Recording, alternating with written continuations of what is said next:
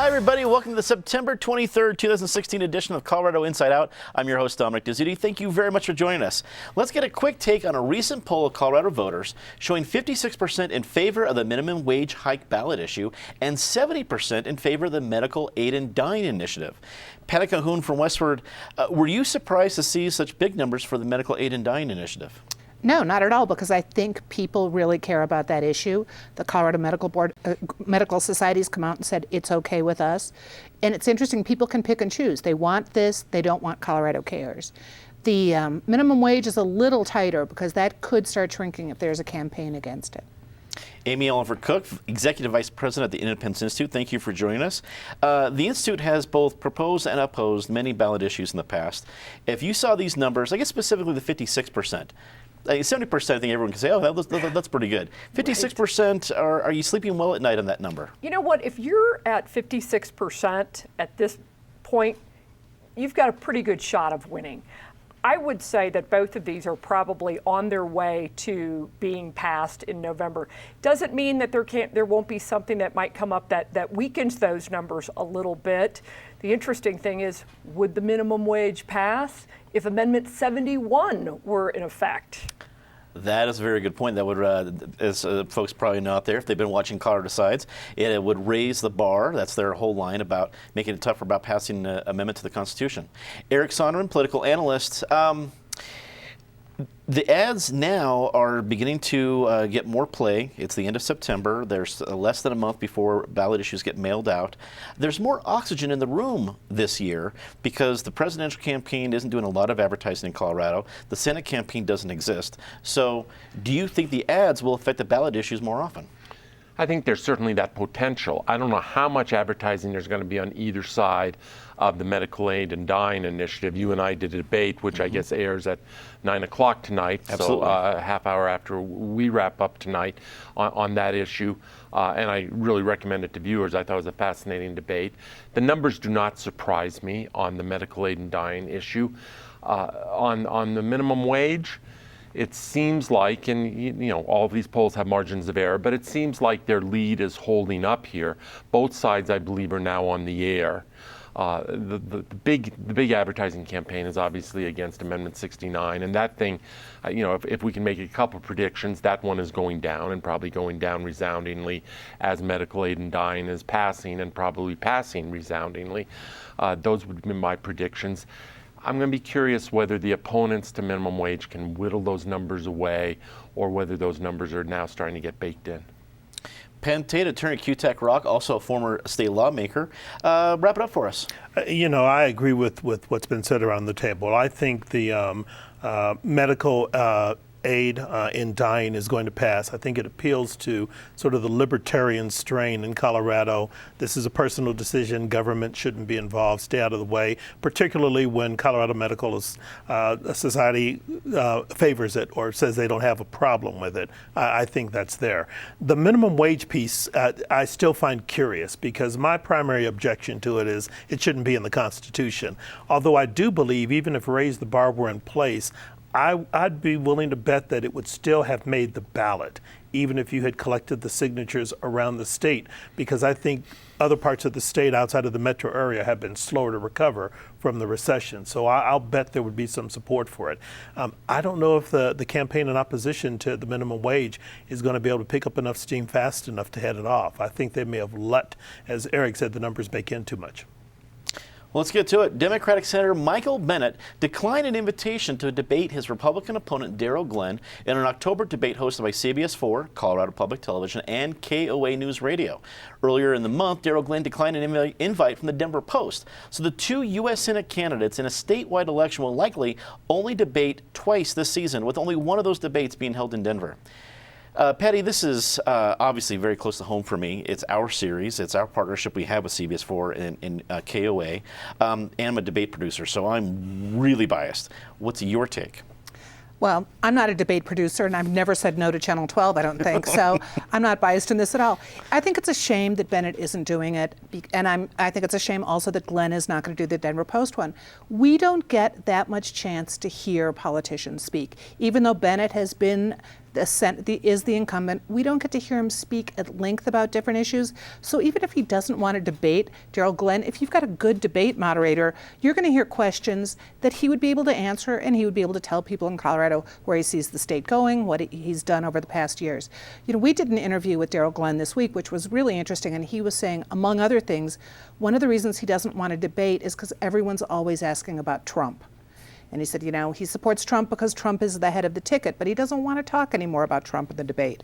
Well, let's face it, who doesn't want to talk about Trump? We certainly do at this table.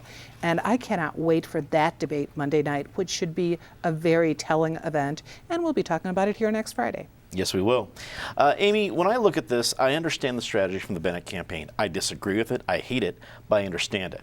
However, when it comes down to it for me, if the Republicans had a more competitive nominee, one that, say, was, I don't know, running ads, I think there would be a debate. Do you think I'm wrong?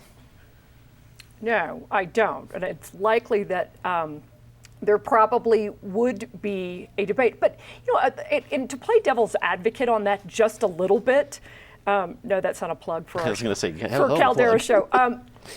You know what? It's funny. It's a little bit Trumpesque. Because remember Donald Trump saying the media is biased. I mean, that was part of what Darryl Glenn said, is he cited that the Denver Post ran a series of articles against him, and he was, you know, he thought they were unflattering or biased. And so it's a little bit Trump-like, because Donald Trump, with the whole theme of the media is biased, wrong. But you know what? As we have discussed, democracy in action again, you can decide not to speak if you want as well. Eric, you and I are both biased in this. We moderate debates together, Colorado Decides series, every Friday at 9 o'clock. This seems like to be a disturbing trend. Mark Udall decided not to debate. Now, I'm not going to say that's the reason he lost 2 years ago, but that was also a decision he made. What do you think is behind this kind of a trend? I have to plead not guilty. I have no bias whatsoever, as my friend Penfield can attest from the debate we just moderated with him.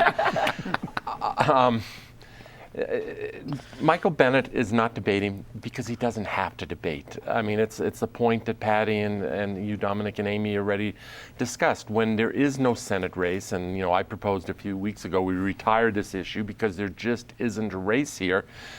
Bennet has the luxury of doing what he wants. Yes, I wish he would debate.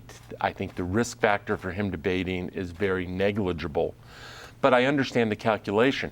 I can, for the life of me, do not understand the calculation on the part of Darryl Glenn vis-a-vis the Denver Post. I mean, if I'm Darryl Glenn, I have no money for television, I have no money for much of anything. I would want to debate 24/7. Every day I'd be following Michael Bennet around to every little rural town hall saying, let's have a debate here.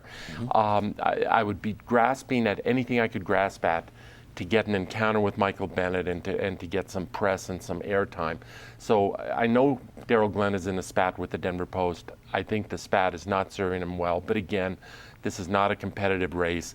From where the Republican Party was a few years ago or a year ago, targeting this as one of two pickup opportunities around the country, to where they are now vis-a-vis this Senate race is a pretty precipitous fall. And you know, obviously, as Patty said, we're not really thinking, most viewers out there tonight are not thinking about the Bennet-Glenn debate or non-debates. They're thinking about what is coming up Monday night, which will be fascinating. As I said before we aired, it's like a train wreck. You can't turn away. You certainly can't. Penn, at the end of the day, if voters want to see candidates debate, do voters need to hold candidates' feet to the fire? Absolutely, and I say shame on both of them. Darryl Glenn, I'm going to put the blame on you. This is your fault. If you have a beef with the Denver Post, show up for their debate and participate and tell people on camera, I have a beef with the Denver Post. You're the challenger. Frankly, no one knows that you're in a race. You need all the exposure you can get, and I don't know why you would give Michael Bennet an excuse to opt out of the Channel 4 debate now. But now you've lost two opportunities to be on TV. It's free media to state your case and articulate for people why you want to be the next U.S. Senator for Colorado. And Michael, you ought to be participating in the debate and looking forward to the opportunity to speak to your constituents as frequently as possible. Voters deserve to hear from people who want to represent them. And Daryl, you can't lead if you get mad with the press and decide you're not going to show up. You can't serve in the U.S. Senate and not show up because you're mad at somebody. Well said. As the latest incidents of police-involved deaths of black men continue, local athlete-led protests are increasing. Football players at Aurora Central High School have announced that they will not stand for the national anthem during their first 3 games. The high school staff, as well as Aurora Public Schools, support the students' decision. Amy, your husband is a former sheriff of Weld County. You're very familiar with the issues that our officers face every day. But as a nation, we're seeing, I'm talking with my producer this week, and we were ourselves getting confused over which incident this week we were talking about. Well, was that the one in Tulsa or the one in Charlotte? That's over the same week. So clearly there's something out there to talk about. As you look at all these different issues, what are your thoughts? So I love this topic in the sense of I love having the dialogue about it. Those players in Aurora, because we have a First Amendment, have a right to protest in this manner. I think the administration said they respected the decision. I'm not certain I would say I respect it. I would accept it, that is their right. The First Amendment is messy. Sometimes it's offensive. And I don't think it is a respectful way to show your displeasure with or try to raise awareness. I think it's more of a gesture. I would really like to see whether it's Colin Kaepernick or somebody else actually address real issues that are happening. We need to look at poverty. We need to look at what's happening in inner cities. And I see these as more gestures rather than actual rolling up your sleeves, getting your hands dirty, and doing the hard work of solving those problems. But God bless the First Amendment because we have a right to do it. Eric, I guess when I see high school students, it's easy to follow a trend, but this feels more like a movement. It's less about Colin Kaepernick or Brandon Marshall, but you're seeing more and more people bring this up and looking at the issue. And I respect where Amy's coming from, but we're seeing people like Brandon Marshall meet with police chiefs. Do you think this has the potential of creating more of a movement and less of, I guess as Amy put it, gestures or at the very least, protests? Well, there clearly is a movement out there, and I think the kneeling or lack of standing during national anthems has become part of capturing that movement or a symbol of that movement. But there was a movement before that. My question on this particular issue is how do you take the protest and translate that so you don't see more incidents like Tulsa where, we'll wait for all the evidence to be in, but I don't know what evidence there could be produced that could justify that shooting. The visuals of that, the footage of that is just horrific, and there's just no comprehensible way that was a justifiable imposition on the spot of a death sentence. Charlotte, I know there's a dispute about whether they're releasing the video or not, and we'll have to wait and see what that video shows. But this, yes, these are isolated incidents, and there's one in Tulsa, and there's one in Charlotte, and there's one in Staten Island, and there's one in rural Texas. But there are so many isolated incidents that you now have a pattern. I'm not one to think that you have to identify. I think we so much in this country these days run to corners. And I'm in the blue corner with the cops, or I'm in the Black Lives Matter corner, or I'm in the corner that says let's really focus on the violence in inner cities. In Chicago and in Denver, we had a shooting right out here in front of our studio a couple weeks ago. And it's not either or to me, it is all of the above.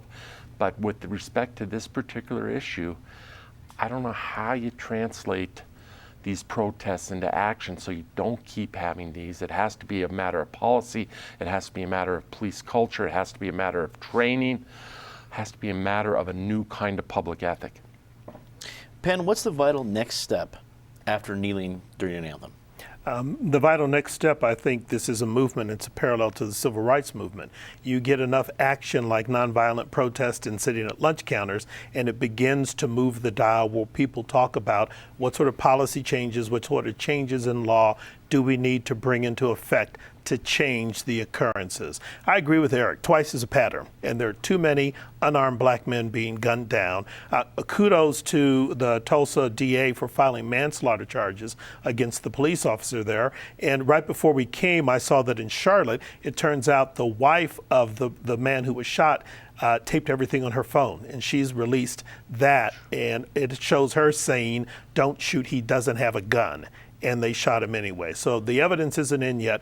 We'll see what happens. The other thing I'd say is let's keep this all in perspective, because I was talking with a group of guys a week ago, and one of the things we talked about is Jackie Robinson, who broke the color barrier in baseball. When he did his autobiography in 1972, one of the things he said was, I or stand for or sing the national anthem because of what I went through integrating baseball.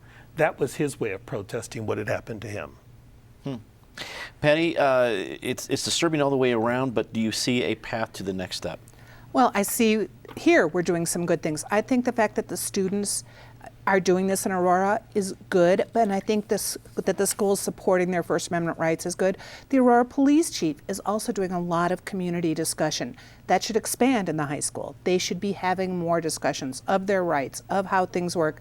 The police are much more transparent there. In Denver, you hope to see the same thing. It would be nice to see the athletes who are kneeling and, of course, getting the lion's share of the attention to start working within the community, to start using their celebrity and their money to help get those discussions going. We saw a little bit of it with Brandon Marshall and Chief White here in Denver 2 weeks ago. There should be more of it. The VA's Office of Inspector General released a report this week identifying key issues pointing to the delay and overspending on Aurora's VA hospital. The report revealed the project's construction chief, Glenn Hagstrom, withheld pertinent information related to the cost of finishing the project during congressional hearings in 2013 and 2014. Eric, this issue only gets more offensive. We've been looking at this, I think, for over a year and a half now. What are the marching orders that need to be issued to Congress right now?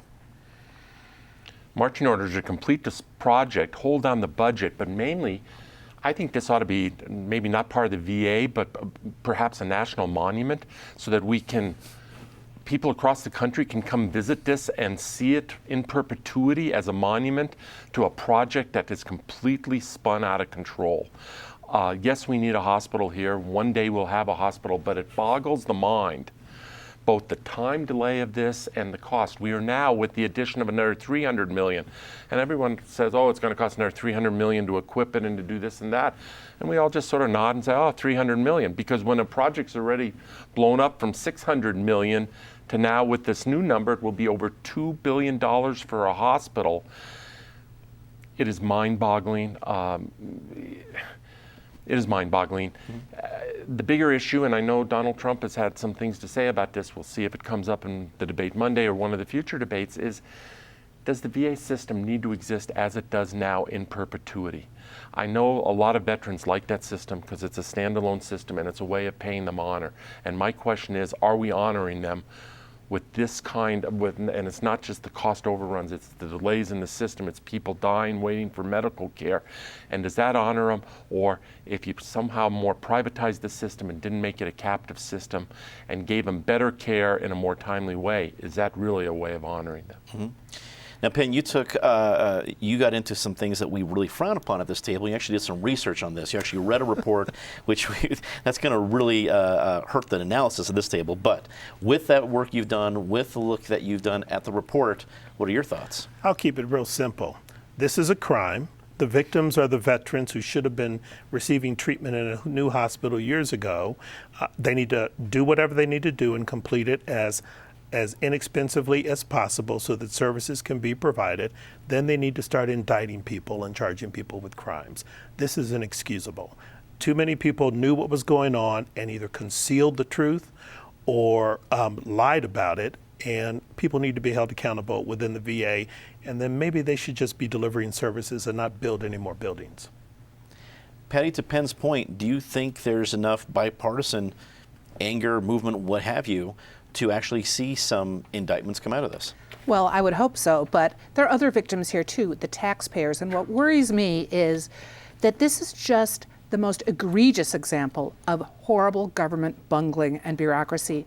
But this is $1 billion here, $1 billion there, but there are probably projects that are going cost overruns no one's paying attention to all over this country that the government's in charge of. There's got to be accountability. Amy, this is a huge issue in the most competitive race in Colorado, Congressional District 6. Is this an advantage or disadvantage for either candidate? Well, You know what? No, it's bad for everyone.